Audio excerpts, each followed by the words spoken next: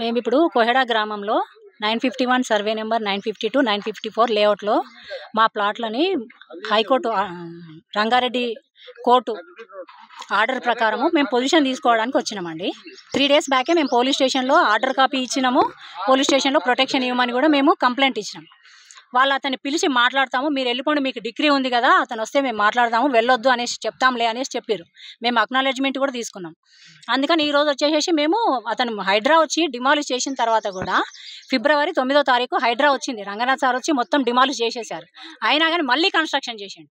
చుట్టుముట్టు జాలేసిండు, మళ్ళీ ఆవుల కోసం షెడ్ వేసిండు, 40 feet రోడ్ మళ్ళీ మూసేసిండు.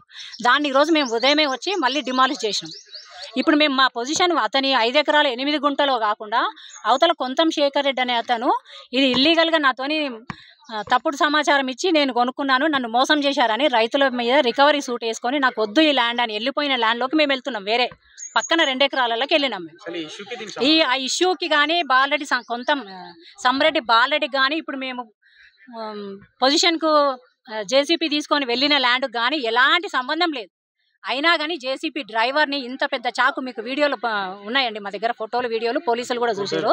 గొడ్డలి ఇది ఒకటి చాకు, పెద్ద చాకు తీసుకొని మా వాళ్ళని నరకడానికి అని పోతే మగపిల్లలను కొందరికేమో లోపలి దెబ్బలు తగినాయి. ఒక అతనికి తల పగిలిపోయింది, మొత్తం రక్తం వస్తుంది. డ్రైవర్ని కూడా కొట్టిండు, అతనికి రక్తం వస్తుంది. 4-5 పిల్లలు చిన్న చిన్న గాయాలతో బయటపడ్డారండి. వాళ్ళు లేకుంటుంటే 2-3 అయినా సరే నరికి నేను ఈ ల్యాండ్ని సొంతం చేసుకోవాలి అంత ఆశ పెరిగిపోయింది అతనికి. హైదరాబాద్కి కూతవేటు దూరంలో ఏమైనా శ్రీకాకుళం అడవులు అనుకుంటున్నాడా, ఆదిలాబాద్ అడవులు అనుకుంటున్నాడా, ఇది ఏమైనా సభ్య సమాజంలో ఉన్నామనుకుంటున్నాడా? వీడికి చుట్టుముట్టు వాడికి అంత లేదండి, వాడి దగ్గర డబ్బు లేదు, అంత ధైర్యము లేదు.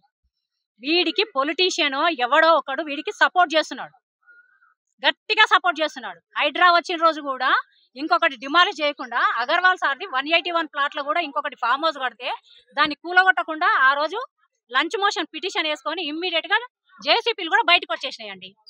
అంటే ఇంతమందిని ఇన్ఫ్లుయెన్స్ చేస్తున్న ఆ పొలిటీషియన్ ఎవరు? ఇలాంటి కబ్జా కోరులకి ఎంతమందికి ఒత్తాస పలుకుతారు, ఎంతమందిని బలి చేస్తారు? ఇట్లా గొడ్డలతో కత్తులతో నరికి పొజిషన్లు తీసుకుంటారా మీరు? వీడి మీద ఇప్పుడు ఈ పోలీసు వాళ్ళు land grabbing case, attempt to murder case వేసి వాడిని ఎన్ని సంవత్సరాలు లోపల తోస్తేనే మేము ఇక్కడి నుంచి కదులుతామండి, లేకపోతే మేము నిరాహార దీక్ష చేస్తాం. పోలీసు వాళ్ళు మాకు ఎప్పుడూ సపోర్ట్ చేయలేదండి. 11 సంవత్సరాల నుంచి లోకల్ పోలీసులు ఎవరు సపోర్ట్ చేయలేదు. వచ్చి ఏవో చింతకాయ అవేంటివి చెప్తున్నారు కారణాలు.